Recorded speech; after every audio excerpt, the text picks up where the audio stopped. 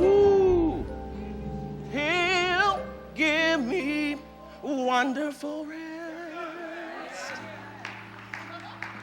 He'll give me sanctified rest. He'll give me glorious rest. Woo! Let me leave that alone. He'll give me sanctified rest. Oh! Woo! Oh, rest! Woo!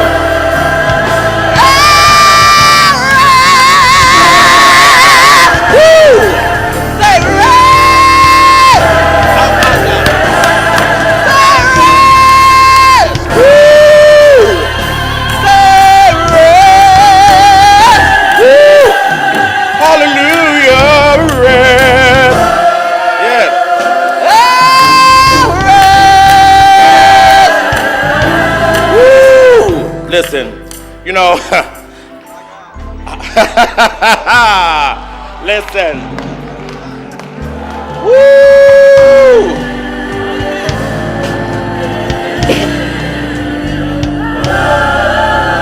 You know, yes, thank you, choir.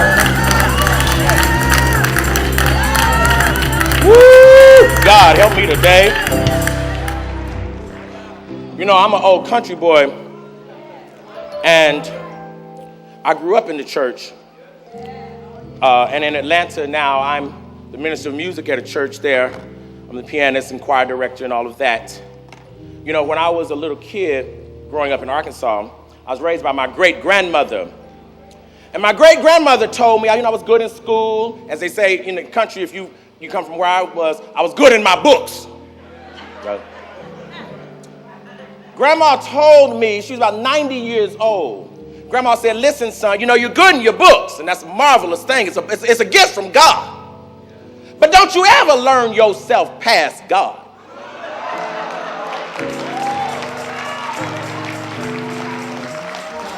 Now, I've gotten close.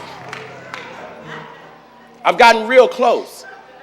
But see, the truth of the matter is that black people and the black church has done far more than we have recognized in terms of the salvation of us as a people. You know, when I got to Clark College back in the 80s, and I started talking to people, said, my God, how you talk like that? You have so much confidence. Where did that come from? And it took me years to realize that we used to do a thing called Easter speeches. I can't hear nobody. When we were 3 and 4 years old, they'd stand you up in the front of the church. They'd give you just a line or two, and as you got older, your speech got longer. Can I hear somebody? And they would tell you how to stand. And if it wasn't right, they'd yell at you from the audience. Does somebody remember this? They'd say, we can't hear you, baby.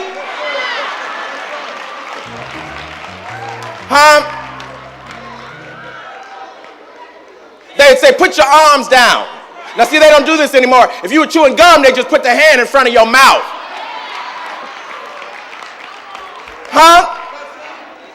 You got to get this thing right. We didn't really know then that the people in the church were preparing us for destinies beyond anything they had ever lived. We didn't understand that. See, back where I come from, they taught you a standard of excellence. See, black excellence is a real thing, people. It's a very sacred thing. If you wanted to sing but couldn't sing, where I come from, they say, baby, there's an usher board. You don't have any business up there. That's what they wouldn't tell you it was good just because you did it. Let me leave that alone. I came this morning to talk about a very sacred thing and a very holy thing. This transplantation of Africanness into the new world. I came this morning to speak to you on behalf of and in the presence of ancestors who in many ways have not had a chance to speak since they felt the cold waters of the Atlantic. I come to you this morning to really help us know and to help us understand that if we would just be clear about who we are, there is no power on earth that can stop the power of black people. If we could ever just get clear, if we could ever get clear that we don't need other people's validation in order for us to stand strong and to stand in the beauty of who we are, if we could get clear about that, we could lead the rest of these people into righteousness. If we could just get clear about it. I'm very grateful to my friend and my brother, Pastor Lamar, who invited me here today. What a magnificent, this man says dangerous things. This man says dangerous things. So if you're going to roll with Pastor Lamar, you better do what Sojourner Truth and Ida B. Wells and other folks, you better get strapped. Because this man is going to battle. And I love him for it. I love him for it. It's going to take battle to free our people. I have a dear, dear, dear friend and dear sister, Dr. Dana Williams. Most of you know her. She's one of the loves of my life. She's the chair of English at Howard. She also was very instrumental in getting me here. Dana, I thank you. I love you. One of my dear friends, too, the good brother Peter Sy is here. Peter and I go way, way back. And when Pastor invited me, Peter said, wait a minute, that's my church. That's where I'm at now. And we started shouting and hollering. So what I want to do before I get into a whole lot of trouble mentioning names, I really want all the folks who came here because I invited you and because you just love me and you're wonderful, who are not members of Metropolitan, I want you to stand. And members of Metropolitan, I just want you to touch some of these folks and just tell them you're just glad they came. But first, all my folks, just stand up all over the building. Thank you, thank you, thank you, thank you. Yes, yes. We so appreciate you.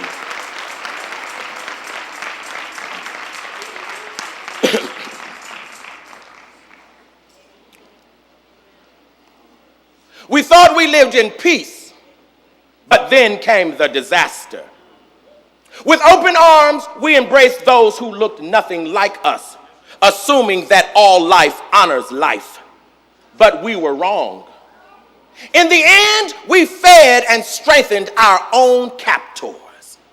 We cannot claim naivete. We cannot say we were people undeveloped. We cannot say there were no signs. We can say only that we did not heed them. Sound wisdom was as common to us as the evening breeze. We scoffed and shrugged at elders' forewarning of a time of great tragedy and chaos. We did not believe them. We had learned to ignore our own gods, to take their goodness for granted, to believe that because of them we were immune to external attack. So we did not hear them. We heard only what we sought to hear. But now we hear it all, echoing in our regretful memories. If only we could have seen into the future, we might have avoided the onslaught. Most of us had no such powers. The few who did, the seers and sages, we had dismissed them. They were always speaking of things to come, warning of impending disasters that rarely came to pass, at least in our lifetime. But now we know that prophecies come to one generation, but materialize in the next. If only we had listened. If only we had had more disciplined ears, but we did not. So we blamed ourselves, we blamed our gods, we blamed each other, we blamed everyone. But really there was no one to blame, only shame to bear. And pity, yes, great pity, that a people so strong missed so many clues. The forest whispered it, the birds chirped it, the trees waved it, the antelope danced it, the tall grass swayed it, the lions roared it, the elders said it over and over. Beware! Seek not the thing you do not need. Greed destroys wisdom. Let just enough be enough. But we were too blessed. Our abundance suggested immortality, so we stopped searching for invisible things. Our mothers had worked so hard we didn't have to. Our fathers had killed enough game that their sons hardly knew the hunt. We didn't know then what we know now. A life of leisure destroys a child. When there's nothing to work for, there's nothing to gain, nothing to die for. So we Africans had to die that we might live again. And that's what we did, y'all. We died. By the thousands and hundreds of thousands, we died. We'd never seen such unjustifiable violence, bloody bodies laying prostrate across the earth as if pleading for forgiveness. Those who survived did not mourn. There was no time. The loss was too great. We still have not mourned. We remember, but we have not mourned. And so death came quickly. It came unannounced. It came cloaked in our own multicolored garb. It came white as clouds, smiling as if it loved us. Death came in the darkness of night while we were laughing and talking with ancestors. It came in legions with guns and ammunition too powerful to battle. Death came like the monsoon winds. It came like a flood. It came under the authority of nations we did not know. It came with men whose wives benefited from their husbands' despicable behavior. It came with men whose children would one day inherit their father's legacy of violence and wealth ill-gained. Death came to strip the land of its glory. It came to thousands and hundreds of thousands without sympathy for our loss. It came with impaled brutality. It came to scatter children's blood-soaked bodies about the earth, thus fertilizing dry, yearning soil. But in truth and in the end, death came only to teach us that we were brothers. And now we know. And this was the cost. This was the coming. Some were taken by surprise. Some were killed on the spot. Some were taken in their sleep. Some were ambushed in the forest. Some were tricked into believing they were going for a walk. Some were consumed with hatred. Some were inebriated. Some were too lazy to fight. Some were busy settling communal affairs. Some were nursing wounds inflicted by spouses. Some were telling children bedtime stories of talking spiders. Some were beating drums to warn others. But most of us were not listening. And so when the drums fell silent, it was too late. Our destruction was complete. An entire village raised in one solitary cycle of the sun and moon. They destroyed our homes and forced our leaving. They bound us with heavy chains of iron. Elders rendered mute and lifeless. Babies deprived of life's knowing. All we could do was wonder. We did not speak. There was nothing to say.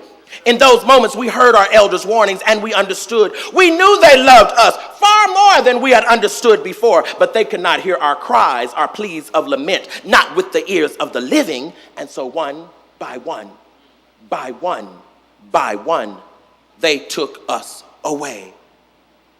They took the farmers first, those who knew the land, the earth, the ingredients of the soil. Those who heard its rumble, felt its movement, understood its seasons. Those who knew seeds and germination, plant spacing and harvest. Those who walked barefoot upon the soil in homage to its life-sustaining power. They took them first.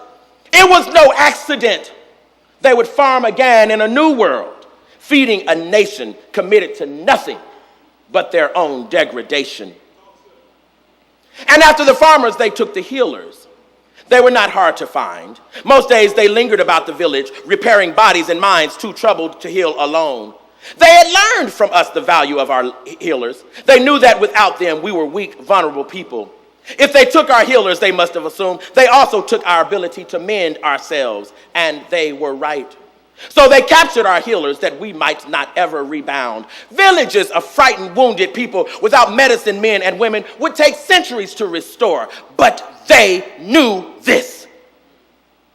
Without shaman, who would usher life back into our suffering souls? Who would reassure us that death had not come among us to stay? We did not know. And after the healers, they took our storytellers, that our stories might never be heard. And after them, the warriors, that our collective strength might be divided. And after them, the artists who had told us we were beautiful. They chained and muted orators and teachers to stop the flow of inspiration and to abort the belief that we too were gods. They murdered gatekeepers on the spot, since at their word, multitudes of ancestors would have come. They would have come, but they were never called. And finally, they slaughtered those whose gifts were no less visible, although to us no less valuable. Keepers of knowledge, masters of the spirit, gurus of assistance, guardians of order and balance. In the end, they stole away everyone and everything that made us strong. But this was all because when the drums were sounded, We were not listening. This was our lesson. This was the coming. On the 14th day on ship, our humming began at a cool, even pace when beats were slow and lulling. A man purred a dark melody and then repeated it.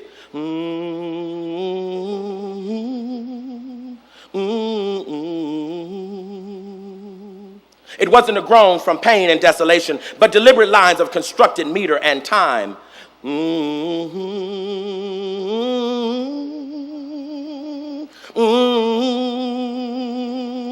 And so one by one, we all joined in.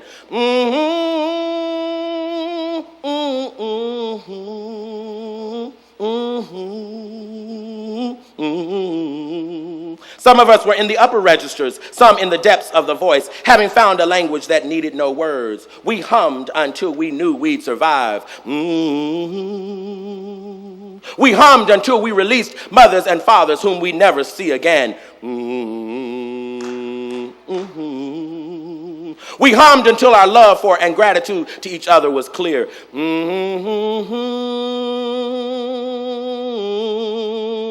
We hummed a celebration for living, for fighting, for refusing to die, for enduring when giving up would have been so much easier.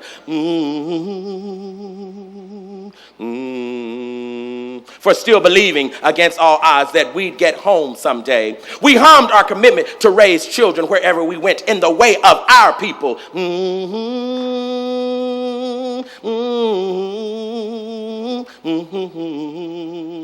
We hummed that our women slightly above us might know we had not forgotten them.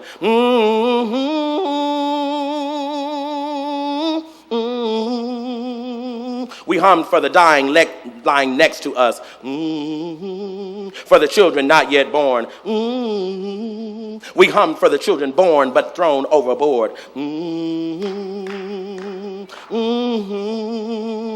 We hummed for kinsmen, yesterday's enemies, who are now precious, coveted friends. We hummed for the place we were going, which we did not know, we had never seen, but we had seen. We hummed for those elders who had told us this was coming, but we did not believe them. We hummed because many of us would die, but not all of us. Some of us would live because we had decided to live.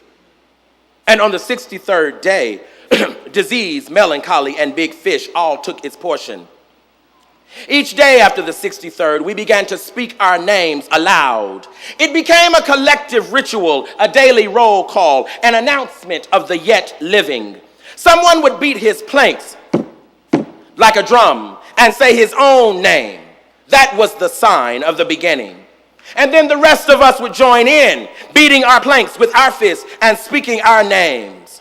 Amadi, Coyote, Yafwe, Kwesi, Abubakar, Dumi, Iniyaya, Atiba, Agbona, Bektimbe, Shamba, Olurime, Azize, Chitope, Naja, Damani, Ato, Usman, Yoro, Chukwude, Akintunde, Akinyele, Akinfola, Ajade, Bem, Boseda, Wole, Osundwagwike, Alatanga, Tafataona, Tamba, Tafase, Minsap, DG, Olufime, Bataraishe, Muamaife, Ogunwale, and there were so many, many, many more.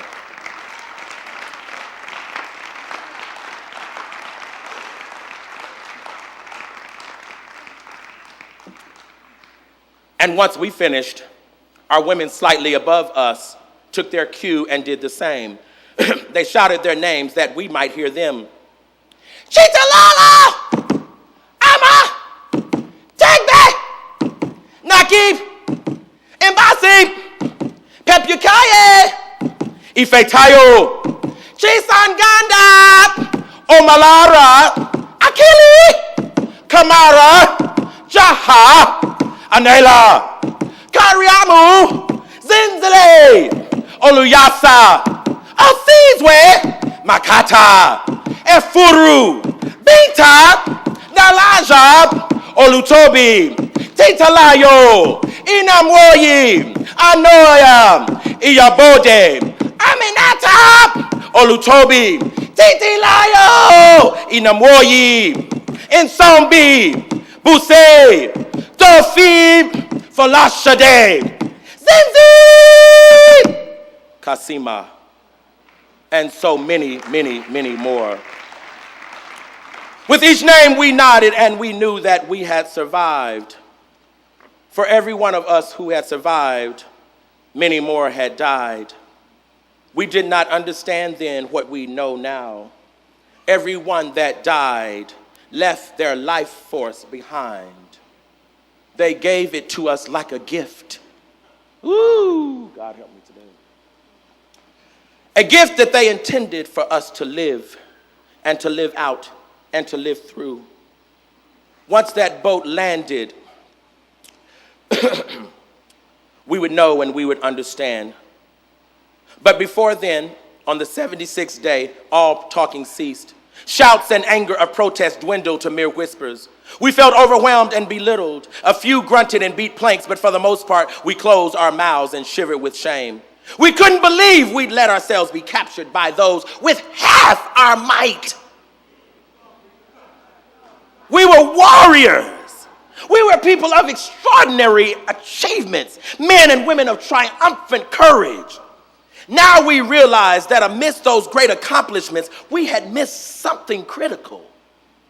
There was something sacred that would have saved us, but we had forgotten it. A Wolof man aboard ship told us what it was. Earlier in the journey, we had wasted considerable time arguing, whether from stepping on another's finger on the way to dancing, or disagreeing about the course we should take to overthrow the ship, or fussing about whether it would be correct to spill another's blood, or haggling over whether to set the ship ablaze and destroy ourselves in the process. Tempers flared and our character diminished. We knew better. We'd been taught that character is never situational. So again, we failed our own teaching. We unleashed anger upon one another because there was no one else to bear it. And each time we fell below our standard, the Wolof man lifted his hands, spread his fingers apart, and shook his head slowly, sadly. He never said a word. Most didn't even notice, not until mid-journey, when after a fierce encounter between two men of once warring tribes, the Wolof man screamed so loudly it frightened us, but still he did not speak.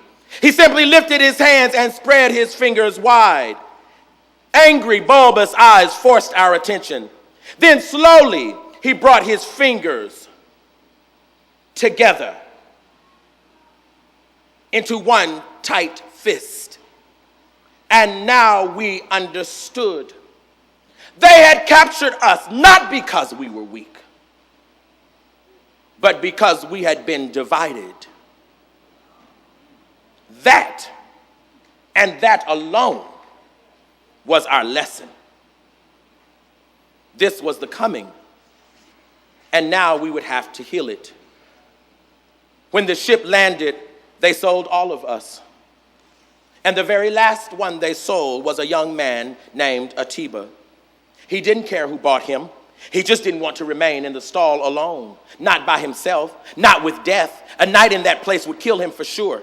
He'd lived among his people, the Fawn, back in the village. He dwelled and suffered on the ship with kinsmen he'd learned to love. He'd sat with survivors in the wooden stable and decided to live. And now he couldn't imagine life on his own, without someone to touch, someone's breathing to listen to, someone's words to settle his rage. Anyone, just not death.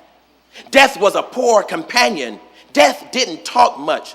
He loved to taunt and mock the weak. He had a way of shifting and moving that left others unsettled. Sometimes without permission, death evoked laughter at the absurdity of life and suddenly took one's breath away, just like that.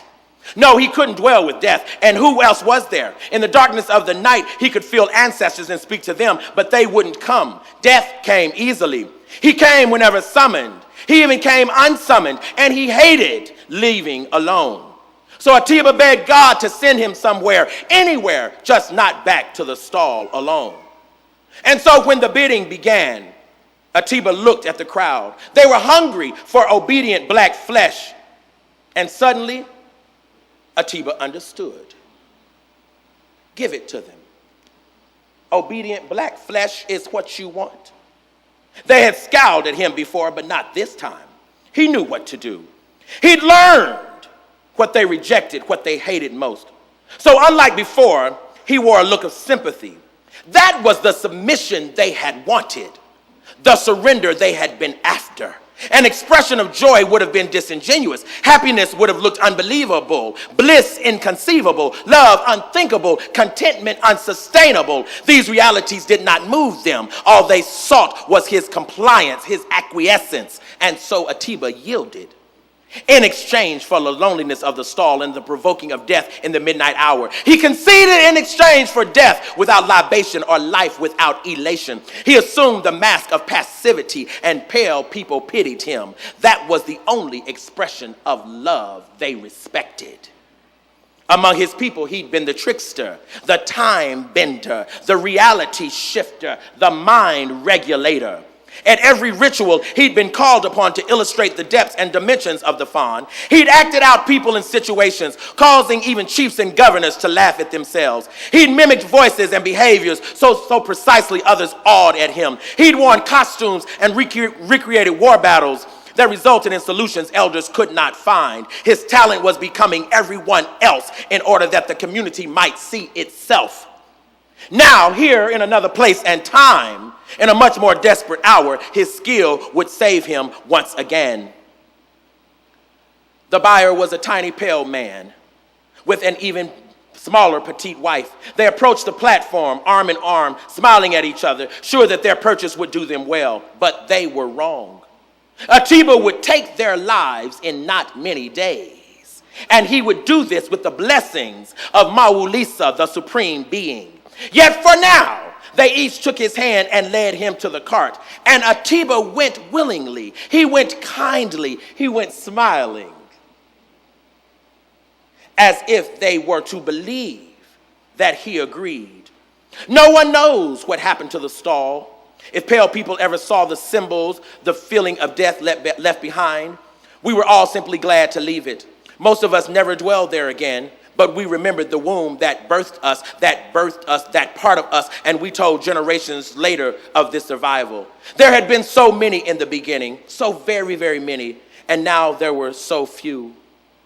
And we wondered finally, would there ever come a day when our children would not care to hear this story? Would there ever be a time when the details of this moment would be considered myth? Would a moment ever come when we would sit our children at our feet and they would look, what might you say, unconcerned? We did not know. We prayed only that this cost, this sacrifice, this giving would be enough to sustain us in a place we had never been. Each day our numbers dwindled, one by one, by one, by one, until in the end, Atiba went willingly. He closed his eyes and he prayed that what we had done, what we had given, would be enough. This was the coming. Thank you so much.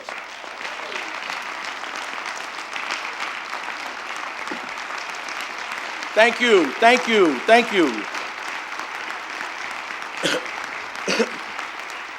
Thank you. Woo! Thank you, thank you.